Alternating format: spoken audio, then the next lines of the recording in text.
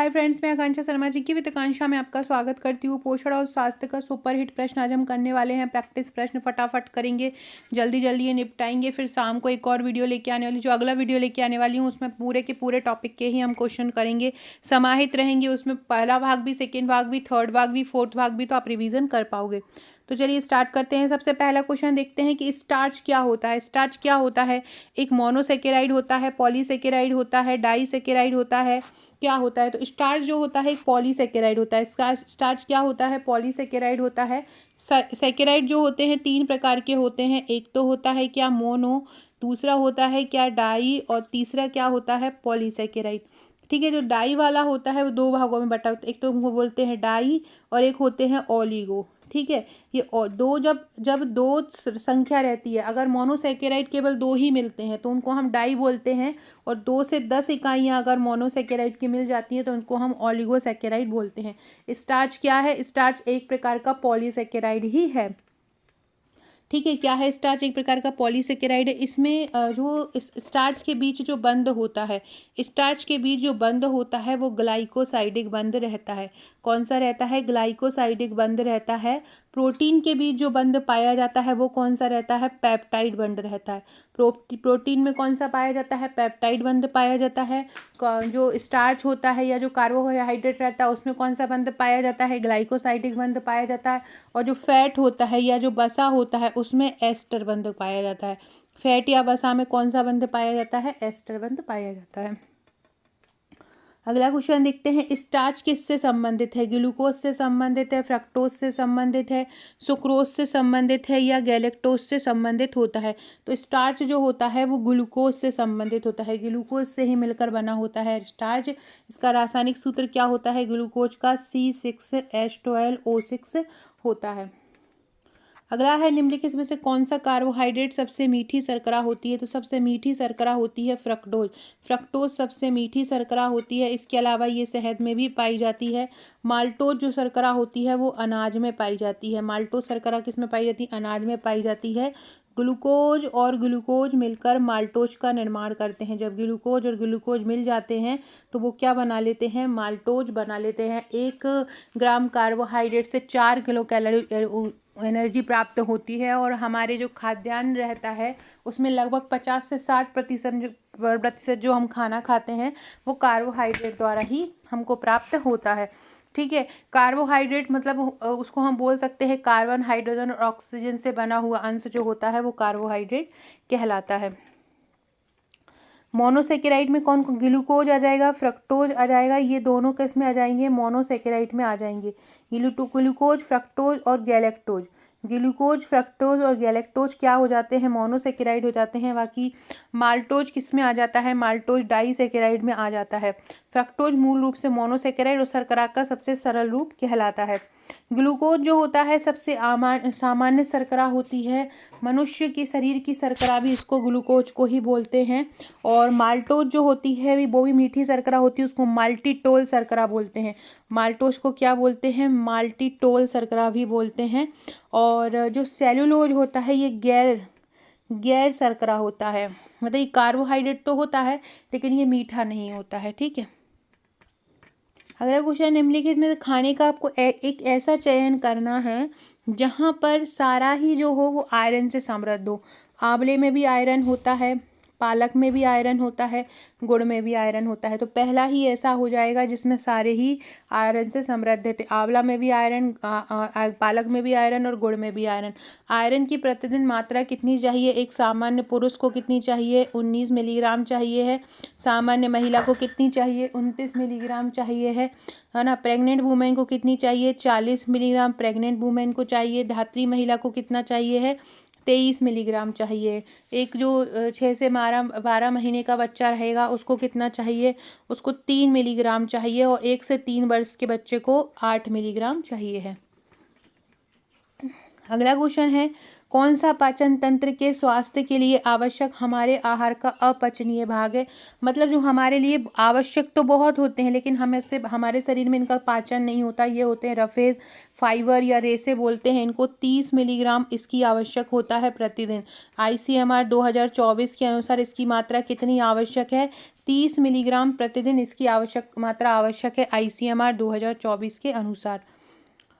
Roughage पादपों के खाद्य पदार्थों का भी हिस्सा होते हैं, जैसे कि साबुत अनाज, नट, बीज, फलियां, फल और सब्जियां, जिन्हें आपका शरीर पचा नहीं सकता। रफेज से भरपूर भोजन पोषक तत्व प्रदान करने में भी मदद नहीं करता। मतलब रफेज हमको पोषक नहीं, मतलब पोषण नहीं देते हैं, लेकिन हम जो खाते हैं ना उसको पचाने का काम जरूर ये रफेज करते हैं। हमें कोई ऊर्जा प्रदान नहीं करते हैं, बस हमारा जो खा रहे हैं हम वही हमें नहीं पचेगा तो हमें एनर्जी कहाँ, भरा रहेगा पेट में, अब कैसे एनर्जी आएगी, है ना। तो वो पाचन नहीं होगा जब तक तो एनर्जी मिलेगी ही नहीं, तो इनडायरेक्टली ये एनर्जी प्रदान करते हैं।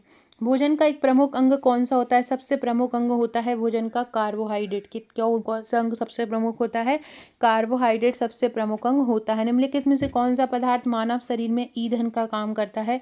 कार्बोहाइड्रेट मानव शरीर में ईंधन का काम करता है। 4 किलो कैलोरी एनर्जी प्राप्त होती है। सबसे पहले अगर व्यक्ति कोई थक जाता है तो सबसे पहले जो जिसकी मात्रा दी जाती है व्यक्ति को, सबसे पहले एनर्जी के लिए बूस्ट, जैसे कि कोई जैसे कि आपने देखा होगा कोई प्लेयर है, खेल रहा है और उसको एनर्जी की आवश्यकता है, तुरंत उसको सेक दे देते हैं तो वो ग्लूकोज दे दिया जाता है। ग्लूकोज क्या करता है? तुरंत एनर्जी प्रदान करता है। तो क्या हो जाएगा? कार्बोहाइड्रेट हो जाएगा। फिर ये आकांक्षा 1957 आप लिखा देख रहे हैं, ये मेरी इंस्टाग्राम आईडी है। अगर आपने मुझे अभी तक इंस्टाग्राम पर फॉलो नहीं किया है तो फॉलो कर लीजिएगा। बहुत ही शानदार शानदार आपको यहाँ पर MCQ मिलते रहेंगे। इम्पोर्टेंट आपको इंस्टाग्राम पे जाना है, आकांक्षा 1957 सर्च कर लेना। इसके अलावा 6260190944 मेरा व्हाट्सअप नंबर है। अगर आपने मुझे अभी तक व्हाट्सअप पर फॉलो नहीं किया है तो व्हाट्सअप पर भी फॉलो कर लीजिएगा। बहुत सारे ट्रिकी बैच हमारे आने वाले हैं। आने वाले जितने भी अपकमिंग एग्जाम्स हैं सारे के लिए, जैसे कि आबकारी हुआ, FSO हुआ, MPSI हुआ, इन सब के बैच आने वाले हैं, वो भी ट्रिक के साथ। जो भी ज्वाइन करना चाहते हैं अपना नंबर सेव करवा दीजिएगा। कैप्सूल का जो आवरण होता है वो किससे बना होता है? कैप्सूल का जो आवरण होता है वो स्टार्च का बना होता है। कैप्सूल का आवरण किससे बना होता है? कैप्सूल का जो आवरण है वो स्टार्च का बना होता है। याद रखिएगा, कैप्सूल का आवरण किससे बना होता है? स्टार्च से बना हुआ होता है। कार्बोहाइड्रेट और स्टार्च की बात कर रहे हो तो कार्बोहाइड्रेट की एक चीज़ बिल्कुल याद रखना जो पूछी जाती है और थोड़ी सी कठिन भी होती है याद करना। आपको पता है कि कार्बोहाइड्रेट कार्बन से, हाइड्रोजन से और ऑक्सीजन से मिलकर बना होता है। तो इसमें जो सबसे ज़्यादा प्रतिशत रहता है वो ऑक्सीजन का रहता है। सबसे ज़्यादा प्रतिशत किसका रहता है? ऑक्सीजन का रहता है। ऑक्सीजन इसमें रहती है 65%। कार्बोहाइड्रेट में ऑक्सीजन कितनी रहती है? 65% रहती है। और कार्बन कितना रहता है? कार्बन 18.5% रहता है। ऑक्सीजन सबसे ज़्यादा रहती है, कितनी रहती है ऑक्सीजन? 65%। कार्बन कितना रहता है? 18.5%। हाइड्रोजन कितना रहता है? 9.5% हाइड्रोजन रहता है। हाइड्रोजन कितना रहता है? 9.5% रहता है। तो ऑक्सीजन कितना रहेगा? 65% रहेगा। हाइड्रोजन कितना रहेगा? हाइड्रोजन 9.5% रहेगा। ठीक है। और जो कार्बन है वो कितना रहेगा? कार्बन रहेगा 18.5%। ये आपको याद रखना है कि आपसे पूछेंगे कार्बोहाइड्रेट में सबसे ज़्यादा मात्रा किसकी रहती है, तो कार्बोहाइड्रेट में सबसे ज़्यादा जो मात्रा रहती है वो ऑक्सीजन की रहती है। और प्रोटीन में सबसे ज़्यादा मात्रा किसकी रहती है? प्रोटीन में सबसे ज़्यादा मात्रा कार्बन की रहती है। और कार्बोहाइड्रेट में किसकी रहती है? कार्बोहाइड्रेट में ऑक्सीजन की रहती है। ठीक है, ये फैक्ट बहुत इंपॉर्टेंट है, याद रखिएगा।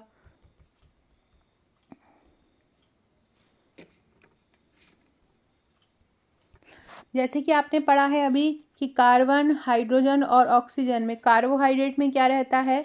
कार्बोहाइड्रेट में सबसे ज़्यादा क्या रहता है? ऑक्सीजन रहता है। और कार्बोहाइड्रेट कितना रहता है? 18% लगभग होता है। और बचा हुआ पार्ट हाइड्रोजन का रहता है।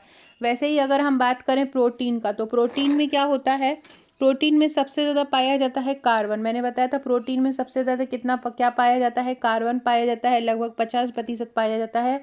ऑक्सीजन कितना पाया जाता है? ऑक्सीजन पाया जाता है 23%। ऑक्सीजन कितना पाया जाता है? 23% पाया जाता है। हाइड्रोजन कितना पाया जाता है? हाइड्रोजन 7% पाया जाता है। हाइड्रोजन कितना पाया जाता है? 7% पाया जाता है। और नाइट्रोजन कितना पाया जाता है? नाइट्रोजन 16% पाया जाता है। सबसे ज़्यादा इसमें कार्बन पाया जाता है, फिर ऑक्सीजन पाया जाता है, फिर नाइट्रोजन पाया जाता है। याद रखना, प्रोटीन जो होते हैं वो नाइट्रोजन से मिलकर बने होते हैं। एक क्वेश्चन आता है कि ऐसा कौन सा विटामिन होता है जिसमें नाइट्रोजन होता है, तो जो विटामिन बी कॉम्प्लेक्स होते हैं पूरे, उनमें नाइट्रोजन पाया जाता है।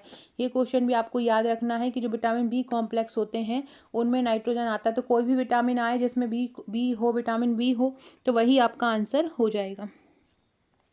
अगला क्वेश्चन है फ्रेंड्स, ये हमारे अंतिम 7 दिन के बैच हैं। अगर आपने पूरी तैयारी आपकी हो गई है और आपको केवल टॉपिक वाइज हर टॉपिक के एमसीक्यू लगाना है, तो आप हमारा ये एमसीक्यू बैच ले सकते हैं। 399 में है ये बैच। इसमें सारे टॉपिक के आपको एमसीक्यू मिलेंगे। एक हम आपको टेलीग्राम ग्रुप से ऐड कर देंगे। आप बस वहाँ पे आपको जो टॉपिक पढ़ना हो आप वो टॉपिक सर्च कीजिए और उसके एमसीक्यू लगाइए। हर टॉपिक के, एक टॉपिक के जितने मैक्सिमम एमसीक्यू बन सकते हैं हमने बनाए हैं। साथ में इसके आपको टेस्ट ग्रुप भी मिलेगा जहाँ पर डेली टेस्ट होते हैं। इसका प्राइस ओनली 399 है। इसमें आपको टॉपिक वाइज एमसीक्यू के लिए एक टेलीग्राम ग्रुप मिलेगा और एक टेलीग्राम ग्रुप आपको टेस्ट के लिए मिलेगा। इसमें आपको सारे टॉपिक के, चाहे अधिनियम हो, चाहे योजना हो, चाहे स्वास्थ्य रिपोर्ट हो, चाहे न्यूट्रिशन हो, चाहे आईसीएमआर हो, चाहे बाल विकास हो, विशेष आवश्यकता वाले बच्चे हो, बाल देखरेख संस्थाएं हो, बाल नीति, बाल कानून हो, प्रबंधन का छोटे से छोटा टॉपिक हो, कंप्यूटर के 1000 प्रश्न हो, पंचवर्षीय योजना हो, सारा कुछ आपको इस बैच में मिलेगा। साथ में अगर आप ये चाहते हैं कि आपको एमसीक्यू के साथ साथ ट्रिक की वीडियो भी लेना है, ट्रिक के साथ आप पढ़ना चाहते हैं, एमसीक्यू जो ऊपर वाले बैच के साथ आप थ्योरी भी लेना चाहते हैं और साथ में डेली टेस्ट भी देना चाहते हैं, तो उसका चार्ज है 499। ये जो हमारा हम जीतेगा बैच है उसको ही निर्णायक बैच बनाया है हमने। और ये टेस्ट बैच है। टेस्ट बैच का चार्ज केवल 199 रुपये है। यहाँ पे आपको एक टेस्ट ग्रुप मिल जाएगा, आप टेस्ट दे सकते हैं। देखिए, ज़रूरी नहीं है कि आपका अगर 7 तारीख से टेस्ट है, पेपर है, तो आपका 7 से ही स्टार्ट हो जाए। एक बार ही आपका रोल नंबर आ जाए, हो सकता है मे बी पॉसिबल कल आ जाए, क्योंकि एटलीस्ट 7 दिन पहले तो वो देंगे ही। जैसे आपको डेट पता चल जाए उस हिसाब से आप अपने अनुसार डिसाइड कर सकते हो, क्योंकि पेपर तो लंबा चलेगा, क्योंकि बहुत सारी लड़कियों ने एग्ज़ाम दिया है। लाखों में 5 लाख से ऊपर लड़कियां हैं, तो एग्ज़ाम तो लंबा चलेगा। मुश्किल से आप सोचो 8-10 दिन में कंप्लीट हो जाए, तो ऐसा इतने लोगों का पॉसिबल ही नहीं है। इतने हमारे यहाँ इंस्टीट्यूशंस नहीं हैं कि इतने सारे लोगों का एक साथ करवा पाएँ। अगला क्वेश्चन है, शहद का प्रमुख घटक क्या होता है? शहद का जो प्रमुख घटक होता है वो फ्रक्टोज होता है। कौन सा होता है शहद का प्रमुख घटक? फ्रक्टोज होता है। फलों में ये पाया जाता है। फा से फ्रक्टोज, फा से फल, ऐसे आपको याद रखिएगा। कौन सी शर्करा हमको तत्काल ऊर्जा प्रदान करती है? ग्लूकोज जो होती है वो तत्काल ऊर्जा प्रदान करती है। मानव शरीर में कार्बोहाइड्रेट का पुनः संग्रहण कैसे, कहाँ पर होता है? तो ग्लाइकोजन में होता है। और ये ग्लाइकोजन के कहाँ पे संग्रहित होता है? यकृत में संग्रहित होता है। ग्लूकोज जो होता है ग्लाइकोजन में बदल जाता है, और यदि ग्लूकोज ग्लाइकोजन में नहीं बदलता है तो ग्लूकोज की मात्रा जो होती है शरीर में बढ़ती जाती है। और अगर वो 100 से आगे बढ़ जाती है, 100 से इसकी मात्रा अगर ज़्यादा हो जाती है ग्लूकोज की हमारे शरीर में प्रति डेसीलीटर, तो व्यक्ति जो होता है डायबिटिक हो जाता है। उसका यही कारण है कि ग्लूकोज ग्लाइकोजन में नहीं बदलता, जो कि इंसुलिन के कारण होता है। इंसुलिन जो हार्मोन होता है वो ग्लूकोज को ग्लाइकोगन में ही बदलता है, लेकिन अगर वही नहीं बनेगा, हमारे शरीर में इंसुलिन की ही कमी हो जाएगी, तो वो ग्लाइकोजन जो है नहीं स्टोर होगा, है ना, और ग्लूकेगॉन भी नहीं बनेगा, और ग्लूकोज जो होगा पूरे शरीर में घूमता रहेगा और ब्लड में उसकी मात्रा ज़्यादा हो जाएगी। अगला क्वेश्चन है, लंबे समय तक कठोर शारीरिक कार्य करने के बाद मांसपेशियों में थकान अनुभव होने का कारण क्या होता है? लंबे समय तक कठोर तपस्या कर ली, मतलब कठोर मेहनत कर ली, उसके बाद थकान जमा हो जाती। क्यों? क्योंकि मांसपेशियों में लैक्टिक अम्ल का जमाव हो जाता है। मांसपेशियों में लैक्टिक अम्ल के जमाव होने के कारण लंबे समय तक थकान महसूस होती है। रक्त ग्लूकोज का स्तर जो नापा जाता है वो किस में नापा जाता है? मिलीग्राम प्रति डेसीलीटर में मापा जाता है। मिलीग्राम प्रति डेसीलीटर में नापा जाता है, मतलब प्रति डेसीलीटर लगभग 90 से 100 बोला है। वैसे तो 90 से 120 बोला है, लेकिन 90 से 100 एक आदर्श स्थिति हो जाती है। 120 से 140 तक प्री डायबिटिक वाली स्थिति हो जाती है, और 140 से ऊपर वाला डायबिटिक व्यक्ति कहलाने लगता है। प्रोटीन बनाने के लिए कितने अमीनो अम्ल आवश्यक होते हैं? प्रोटीन बनाने के लिए 20 अमीनो अम्ल आवश्यक होते हैं, जिसमें से 11 अमीनो अम्ल जो होते हैं वो अनावश्यक होते हैं और 9 अमीनो अम्ल कैसे होते हैं? आवश्यक होते हैं। 11 अमीनो अम्ल कैसे होते हैं? अनावश्यक होते हैं। ये अनावश्यक इसलिए कहलाते हैं क्योंकि इन्हें हमारा शरीर स्वयं बनाता है, इनको हमारा शरीर खुद बनाता है, जबकि आवश्यक अमीनो अम्ल को हमको क्या है? बाहर से लेना पड़ता है। आवश्यक अमीनो अम्ल को हमको बाहर से लेना पड़ता है, इनकी संख्या 9 होती है और इनको हमें बाहर से लेना पड़ता है, इसलिए इनको आवश्यक अमीनो अम्ल कहते हैं। क्योंकि अब जब हमारा शरीर इनको बनाएगा नहीं तो हमें कैसे भी करके बाहर से लेना पड़ेगा। सबसे मेन आवश्यक अमीनो अम्ल है ट्रिप्टोफेन। ट्रिप्टोफेन बहुत सारे हार्मोन के लिए, बहुत सारी ग्रंथि के लिए भी काम करता है, जैसे कि सेरोटोनिन नामक हार्मोन रहता है, मेलेटोनिन हार्मोन रहता है जो कि तनाव के लिए काम करता है। उसको मतलब उसको बनाने में, उसके सीक्रेशन में इस ट्रिप्टोफेन का बहुत ज़्यादा योगदान रहता है। तो ट्रिप्टोफेन एक आवश्यक अमीनो अम्ल रहता है जिसको हमारा शरीर नहीं बनाता है, इसको बाहर से ही लेना पड़ता है। अगला है प्रोटीन के निर्माण में क्या माना जाता है? प्रोटीन को निर्माण में इनमें शरीर क्या माना जाता है? शरीर का निर्माण करने वाला ऊर्जा तो नहीं, ऊर्जा देता है लेकिन उतनी ऊर्जा नहीं देता है। विनियामक कह सकते हैं, स्थूलता वर्धक कह सकते हैं। तो हम प्रोटीन को निम्नलिखित में से क्या कह सकते हैं? तो शरीर को, बॉडी बिल्डर इसको हम कह सकते हैं। मतलब हमारे शरीर की जो बॉडी बिल्ड करता है, हमारे शरीर की जो मांसपेशियां बनाता है वो कौन होता है? वो प्रोटीन होता है। प्रोटीन को बॉडी बिल्ड हार्मोन भी या शरीर का निर्माण करने वाला हार्मोन भी बोला जाता है। अगला है एंजाइम मूल रूप से क्या होते हैं? जो एंजाइम होते हैं वो मूल रूप से प्रोटीन होते हैं। एंजाइम मूल रूप से क्या होते हैं? प्रोटीन होते हैं। सभी एंजाइम प्रोटीन होते हैं लेकिन सभी प्रोटीन एंजाइम नहीं होते। प्रोटीन के बारे में आज मॉर्निंग में ही मैंने एक पूरा निचोड़ करके वीडियो बनाया है, इसमें करीब मैंने 100+ फैक्ट डाले हैं प्रोटीन के। नहीं देखे हैं तो देख लेना, बहुत शानदार वो वीडियो रहेगा। अगला क्वेश्चन है अल्फा कैरोटीन जो होता है वो कहाँ पे उपस्थित होता है? अल्फा कैरोटीन एक प्रोटीन का प्रकार होता है जो कि त्वचा में उपस्थित होता है। कहाँ पे उपस्थित होता है? त्वचा में उपस्थित होता है, याद रखिएगा। आपको एक ICMR की रिपोर्ट याद कराती हूँ विटामिन B12 की। विटामिन B12 एक सामान्य किसी भी मतलब किसी भी उम्र का व्यक्ति हो, किशोर अवस्था से, चाहे वो पुरुष हो चाहे महिला हो, सबको 2 माइक्रोग्राम आवश्यक होता है। चाहे पुरुष हो चाहे महिला हो, सारे को क्या होता है? 2.2 माइक्रोग्राम आवश्यक होता है विटामिन B12। ठीक है, 2.2 माइक्रोग्राम आवश्यक होता है। अब यहाँ पे देखो 12 है, 12 और 12 होता है, 12 मतलब 2 लिखा है तो ये भी यहाँ पे 2 लिखा है। ठीक है, अब यहाँ पे B12 है तो यहाँ भी 2 लिखा है। ठीक है, तो B12 में याद रखना कि B12 में 2 आता है, इसलिए हमको 12 में 2 चाहिए पड़ेगा, 2 चाहिए पड़ेगा। लेकिन ये बात आ रही है पुरुष और महिला की। अब अगर हम बात करते हैं कि गर्भवती महिला को कितना चाहिए, तो गर्भवती महिला को 0.25 एक्स्ट्रा चाहिए होता है, तो 2.45 आ जाएगा। 2.45 आ जाएगा किसका? गर्भवती महिला को। धात्री महिला जो होगी उसको 1 माइक्रोग्राम आवश्यक ज़्यादा होगा। जो धात्री महिला होगी उसको कितना? 1 माइक्रोग्राम उसको ज़्यादा होगा, तो उसका क्या हो जाएगा? 3.2 माइक्रोग्राम हो जाएगा। ठीक है, तो ये आपको याद रखना है विटामिन B12 का, कि सामान्य पुरुष को भी 2.2, सामान्य महिला को भी 2.2, गर्भवती को कितना? 2.45 और धात्री महिला को कितना? 3.2, क्योंकि धात्री महिला को एक एक्स्ट्रा ज़रूरत पड़ती है। ठीक है, बाकी 6 महीने से 5 वर्ष तक का बच्चा जो रहेगा उसको 1.2 माइक्रोग्राम आवश्यक होगा, और 5 वर्ष से लेकर हमारी उम्र तक के सभी लोगों को 2.2 माइक्रोग्राम आवश्यक होता है। ये सबसे सरल विटामिन है और बहुत ज़्यादा पूछा जाएगा, इसलिए आपको याद रखना है। आपसे ये भी पूछ सकते हैं कि साइनोकोबालमिन की मात्रा पुरुष और महिला में कितनी चाहिए है, तो वो भी आप इसको ऐसे करके याद कर सकते हो। ये देख लो एक बार, ये पूरा देखो, इन्फेंट जो रहता है 1 साल तक का बच्चा, जो 0 से 6 माह माँ के दूध से ही उसको मिलेगा। प्री स्कूल जाने वाले को 6 माह से 5 वर्ष तक को 1.2 माइक्रोग्राम चाहिए पड़ेगा। बच्चों और किशोर को 2.2, सामान्य पुरुष को 2.2, सामान्य महिला को 2.2, गर्भवती महिला को 0.25 ज़्यादा और धात्री महिला को 3.2 माइक्रोग्राम आवश्यक होगा। अगला है सोयाबीन में प्रोटीन का प्रतिशत कितना होता है? सोयाबीन में प्रोटीन का प्रतिशत 42% होता है। आपसे पूछें कि मूंगफली में कितना होता है, तो मूंगफली में अगर हम 100 ग्राम मूंगफली देखें तो उसमें लगभग 26 ग्राम प्रोटीन होगा।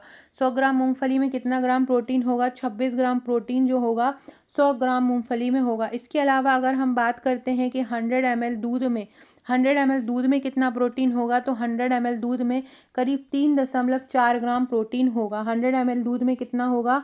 करीब 3.4 ग्राम प्रोटीन 100 ml दूध होगा उसमें होगा, ठीक है। इसके अलावा 100 ग्राम चने में कितना प्रोटीन होगा? 100 ग्राम चने में 19 ग्राम प्रोटीन होगा। 100 ग्राम चने में कितना? 19 ग्राम प्रोटीन होगा। 1 ग्राम प्रोटीन से कितनी किलो कैलोरी एनर्जी मिलती है? 4 किलो कैलोरी ऊर्जा मिलती है कितने से? 1 ग्राम प्रोटीन से, ठीक है। ये सारे फैक्ट याद रखिएगा। इसके अलावा प्रोटीन सारी चीज़ों के लिए बहुत ज़्यादा आवश्यक होता है। हमारे शरीर की अगर इसमें प्रोटीन की कमी हो जाती है तो क्वाशियोरकर मरासमस नामक रोग इसकी कमी से हो जाते हैं। और जो हमारे शरीर का जो खाने का भाग मिला, मानव शरीर का जितना भी भाग बना होता है वो लगभग 15 से 16% भाग जो होता है वो प्रोटीन से ही बना होता है। अगला है, किस में प्रोटीन नहीं पाया जाता है? मांस में तो प्रोटीन ही प्रोटीन पाया जाता है, दूध में भी प्रोटीन पाया जाता है, चावल में प्रोटीन नहीं पाया जाता है। चावल में प्रोटीन पाया तो जाता है लेकिन बहुत नगण्य मात्रा में पाया जाता है, बहुत कम मात्रा में पाया जाता है। प्रोटीन की मात्रा तो चावल में होती है लेकिन बहुत कम होती है। चावल में एक ग्लूटेलिन नाम का प्रोटीन पाया जाता है।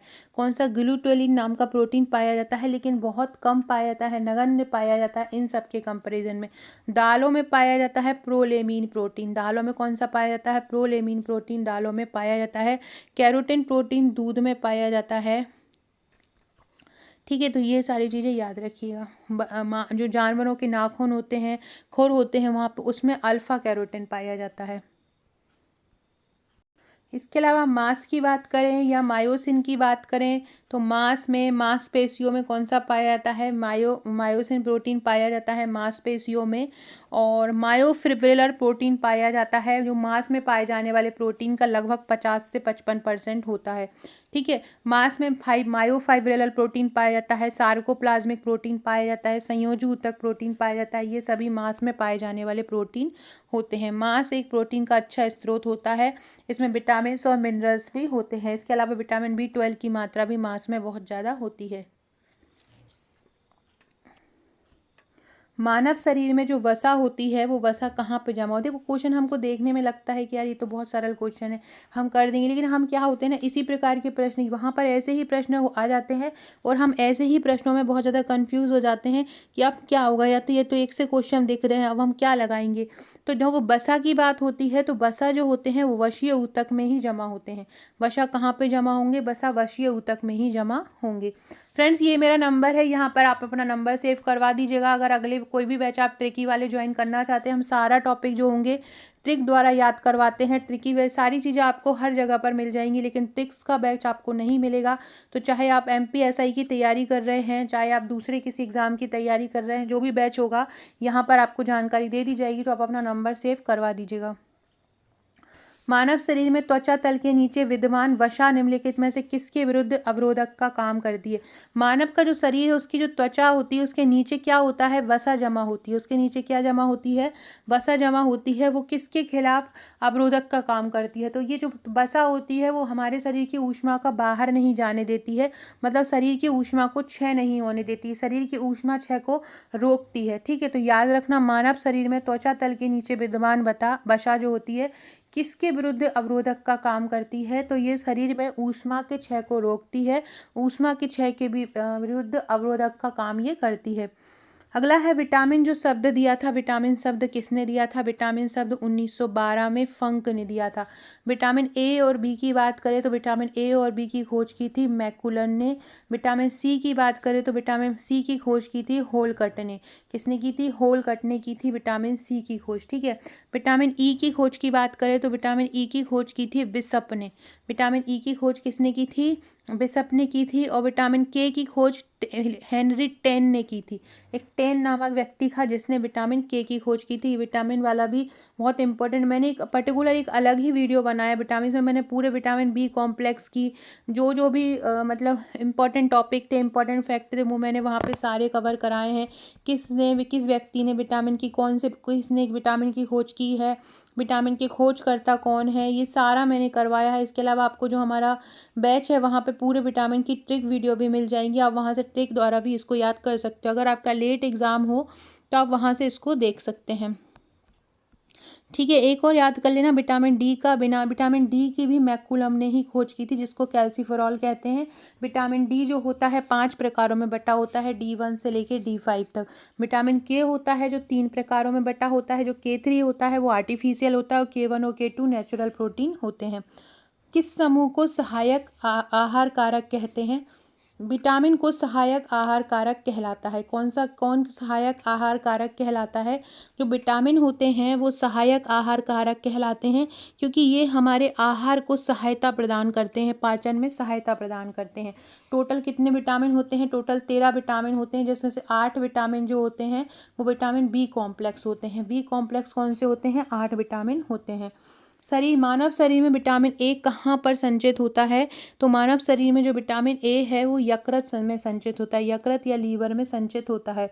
शुष्काक्षिकोप का मनुष्यों में प्रकोष्ठ किस विटामिन की कमी से हो जाता है? ये विटामिन ए की कमी से हो जाता है। शुष्काक्षिकोप मतलब आंखों में क्या होता है, एकदम शुष्क हो जाती हैं, आंखें बिल्कुल ड्राई हो जाती हैं, उसको हम बोलते हैं शुष्क काक्षिकोप। रेटिनोल की कमी से ये हो जाता है। बात कर रहे हैं विटामिन ए की, तो विटामिन ए जो होता है एक सामान्य महिला को कितना चाहिए रहता है? 840 माइक्रोग्राम चाहिए रहता है। एक सामान्य पुरुष को कितना चाहिए? लगभग 1000 माइक्रोग्राम एक सामान्य पुरुष को चाहिए है। 900 माइक्रोग्राम एक गर्भवती महिला को चाहिए, और 950 चाहिए किसको? धात्री महिला को 950 चाहिए। बात करते हैं विटामिन ई का रासायनिक नाम क्या होता है? विटामिन ई का रासायनिक नाम होता है टोकोफेरोल। क्या होता है विटामिन ई का रासायनिक नाम? टोकोफेरोल होता है, और 7 से 12 मिलीग्राम प्रतिदिन इसकी आवश्यकता होती है। एक व्यक्ति को इसकी कितनी आवश्यकता होती है? 7 से 12 मिलीग्राम प्रतिदिन इसकी आवश्यकता होती है। हीमोग्लोबिन में कौन सा प्रोटीन मौजूद होता है? आप देखो यहाँ पर भी कंफ्यूज हो जाओगे। एल्बुमिन, ग्लोब्यूलिन, ग्लोब्यूलिन, इसमें कौन सा होगा? अब आप लोग सोचोगे कि सारे की सारे तो एक जैसे दिख रहे हैं, तो इसमें क्या होगा? देखो हीमोग्लोबिन में क्या होता है? ग्लोबिन, नाम से ही समझ में आ रहा है, तो इसका आंसर क्या हो जाएगा? ग्लोब्यूलिन। ये एल्बुमिन और ग्लोब्यूलिन जो होते हैं वो अंडे में पाए जाते हैं, और ग्लोबिन जो होता है वो कहाँ पाया जाता है? ब्लड में पाया जाता है, रक्त में पाया जाता है। ठीक है, अगला है गेहूं में कौन सा प्रोटीन पाया जाता है? गेहूं में ग्लूटेन प्रोटीन पाया जाता है। गेहूं में कौन सा पाया जाता है? ग्लूटेन प्रोटीन कहाँ पाया जाता है? एल्बुमिन, गोलाकार एल्बुमिन किस में पाया जाता है? यकृत द्वारा निर्मित एक सीरम प्रोटीन है। ये पूछा जाता है कि कौन सा प्रोटीन यकृत में पाया जाता है, यकृत में बनता है। तो जो एल्बुमिन प्रोटीन होता है वो यकृत में बनता है। कौन सा एल्बुमिन प्रोटीन यकृत में बनता है? गोलाकार प्रोटीन होता है, और यकृत द्वारा बना एक सीरम प्रोटीन होता है। कैसा होता है? यकृत द्वारा बना, इसको एक सीरम प्रोटीन भी कहते हैं। और ये क्या होता है? गोलाकार प्रोटीन भी होता है, जिसको कौन बनाता है? यकृत। तो याद रखना एल्बुमिन, एल और यकृत, एल और यकृत, याद रखना एल्बुमिन, यकृत। निम्नलिखित में से कौन मोनोसेकेराइड का उदाहरण? फ्रक्टोज है, ग्लूकोज है और सुक्रोज है। स्टार्च इसका उदाहरण नहीं है, सॉरी, सुक्रोज भी नहीं होगा, ये सुक्रोज डाइसेकेराइड होगा और स्टार्च पॉलीसेकेराइड होगा। तो ए और बी इसके आंसर हो जाएंगे, मतलब फ्रक्टोज और ग्लूकोज इसके उत्तर हो जाएंगे। कौन सा कार्बोहाइड्रेट नहीं है? स्टार्च, सेलुलोज और लैक्टोज तो दिख रहे हैं। पहला ही ऐसा लग रहा होगा आपको अलग सा, कि उसमें तो कुछ अलग अलग ही दिख रहा है, वो तो दिख ही नहीं रहा, तो ये स्टेविया ही होगा, कार्बोहाइड्रेट नहीं होता। लेकिन एक मीठी सी चीज़ होती है, एक प्लांट होता है, जो शुगर वाले पेशेंट होते हैं ना, उनको स्टेविया दिया जाता है, लेकिन ये शुगर नहीं होता है, लेकिन एक मीठी चीज़ होती है।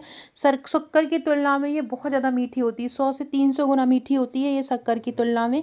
लेकिन इसमें कार्बोहाइड्रेट, कैलोरी या कृत्रिम संगठक नहीं होते। माल्टोज अणु बनाने के लिए किसकी आवश्यकता होती है? माल्टोज के लिए ग्लूकोज और ग्लूकोज की आवश्यकता होती है। माल्टोज किससे बनता है? ग्लूकोज और ग्लूकोज से बनता है। ग्लूकोज और लैक्टोज से कौन सा बनता है? ग्लूकोज और लैक्टोज से गैलेक्टोज बनता है। क्या बनता है? गैलेक्टोज बनता है। ग्लूकोज और फ्रक्टोज से क्या बनता है? सुक्रोज बनता है। कौन सा एक फाइबर प्रोटीन है? इनमें से कौन सा एक फाइबर प्रोटीन है जो कि जो रेसेस में पाया जाता है, फाइबर्स में पाया जाता है? तो वो होता है carotene protein. Carotene protein fibre protein होता है। ये बाल में, नाखून में, सींग में पाया जाता है, और ये कोशिकाओं को क्षति या तनाव से भी रोकता है। मानव शरीर में ग्लूकोज किस रूप में संग्रहित होता है? स्टार्च में, ग्लाइकोजन में, फ्रक्टोज में या माल्टोज में? तो ग्लाइकोजन में संचित होता है मानव शरीर में ग्लूकोज। किसके रूप में होता है? ग्लाइकोजन के रूप में होता है।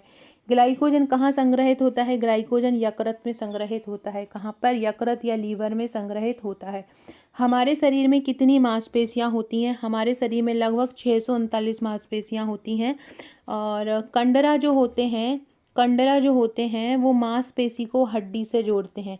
कंडरा क्या होते हैं? मांसपेशी को हड्डी से जोड़ते हैं। कंडरा मांसपेशी को हड्डी से जोड़ते हैं। और जो लिगामेंट होते हैं वो दो हड्डियों को आपस में जोड़ते हैं। लिगामेंट क्या करते हैं? दो हड्डी को आपस में जोड़ते हैं। लिगामेंट क्या करते हैं? दो हड्डी को आपस में जोड़ते हैं।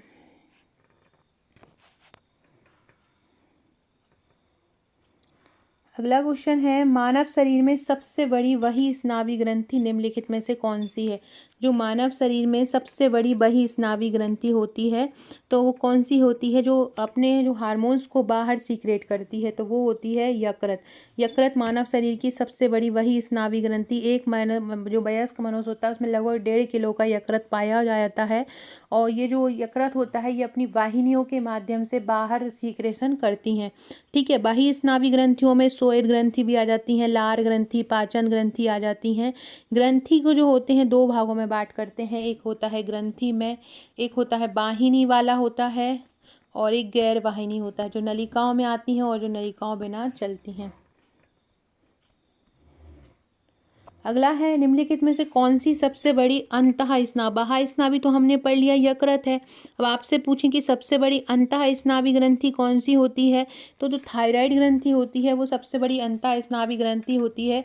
वो एक तितली की आकार की होती है और कहाँ पे पाई जाती है? गले में पाई जाती है। गले में पाई जाती है और ये तितली के आकार की होती है। गर्भवती महिला को दूसरी तिमाही में सामान्य महिला से कितना ग्राम अतिरिक्त प्रोटीन की आवश्यकता होती है? 12 ग्राम अतिरिक्त। एक सामान्य महिला को कितना आवश्यक होता है प्रोटीन? एक सामान्य महिला को 46 ग्राम प्रोटीन आवश्यक होता है। सामान्य महिला को कितना चाहिए? 46 ग्राम चाहिए। वहीं अगर गर्भवती महिला पहली तिमाही में है, बस पहली तिमाही में उसको 46 ग्राम ही चाहिए रहेगा। लेकिन अगर वो दूसरी तिमाही में है तो उसको लगभग 9.5 ग्राम एक्स्ट्रा चाहिए। और अगर वो तीसरी तिमाही में होगी तो उसको 22 ग्राम एक्स्ट्रा चाहिए रहेगा। मतलब लगभग उसको 68 ग्राम टोटल चाहिए रहेगा।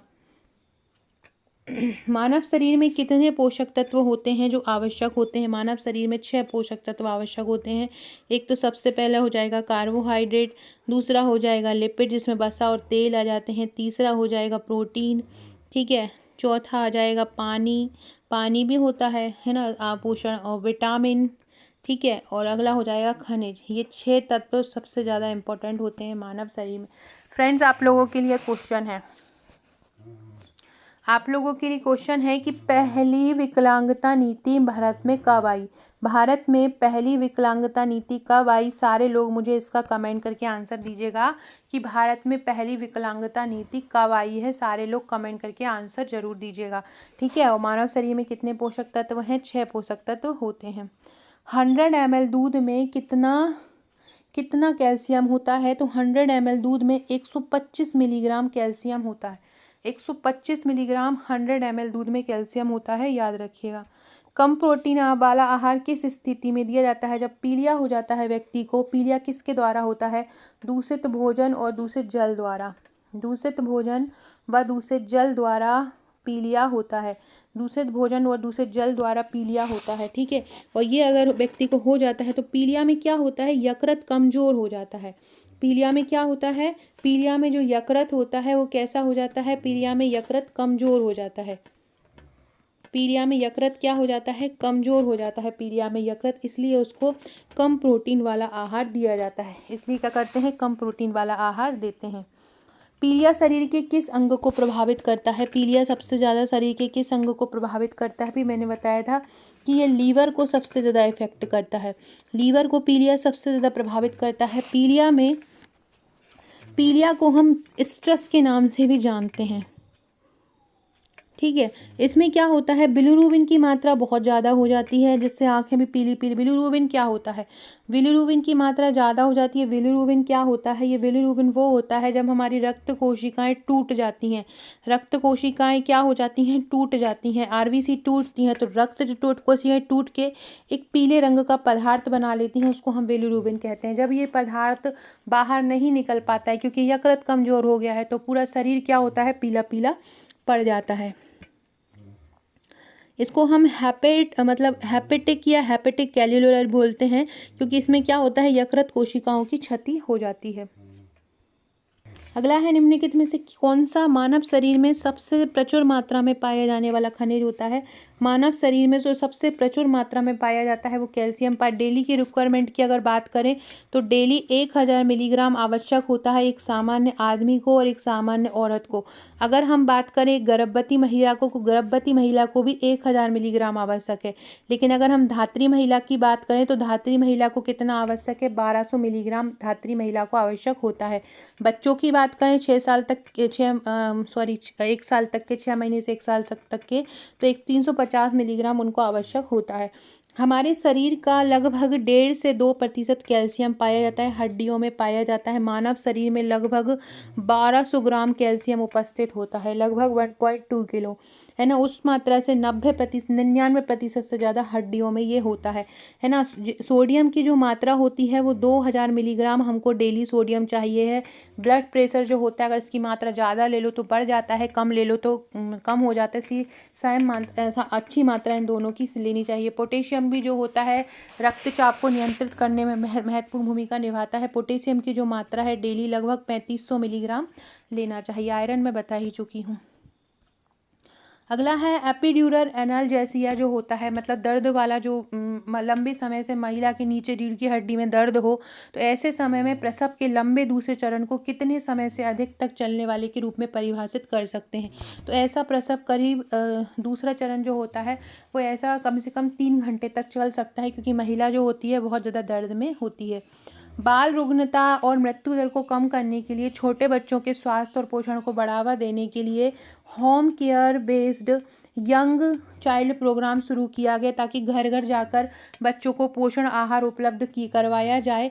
तो ये कब दिया गया है, home based care for young child programme कब से आरंभ किया है, 2018 से आरंभ किया गया है। Home based care for young child programme कब से आरंभ किया है, 2018 से आरंभ किया है। ठीक है।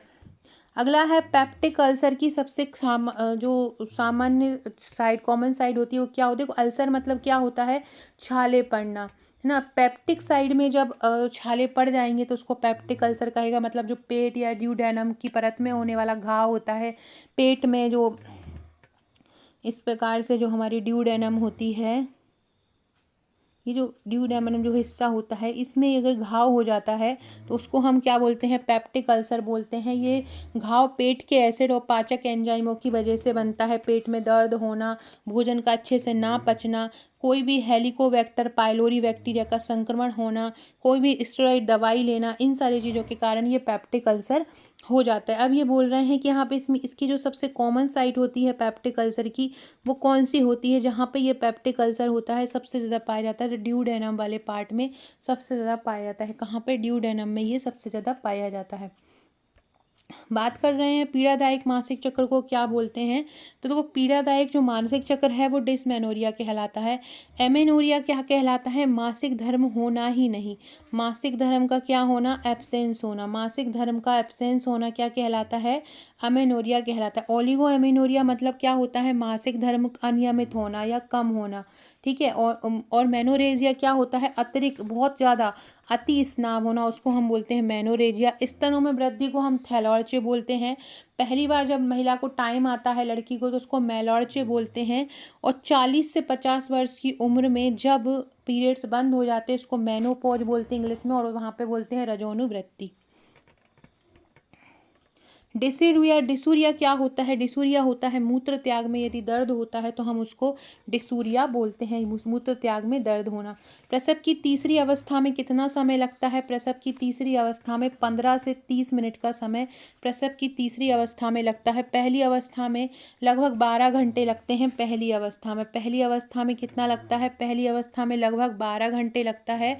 दूसरी अवस्था बात करें तो दूसरी अवस्था में 20 मिनट से लेकर 2 घंटे लगते हैं। और तीसरी अवस्था में क्या होता है? तीसरी अवस्था में 15 से 30 मिनट लगते हैं तीसरी अवस्था में। ठीक है, तो ये याद रखिएगा। ये पूरा दिया हुआ है, ये पीडीएफ मैंने टेलीग्राम पर पहुंचा दी है, देख लीजिएगा। ये हमारा एमपीएसआई आबकारी वर्ग बैच जल्दी आ रहा है, ये आप देख सकते हैं। सारे बैचेस हैं, ये कंप्यूटर के 1000 एमसीक्यू, ये विभागीय योजनाओं के, ये अधिनियम के, ये विशेष आवश्यकता वाले बच्चों के हैं, ये स्वास्थ्य नीति योजनाओं के हैं, मादा जनन तंत्र है, स्कूल पूर्व शिक्षा है, टीवी, निमोनिया रोग, ये सारों के आपको एमसीक्यू मिल जाएंगे। एमसीक्यू बैच में जाकर देख सकते हैं। Okay friends, thank you.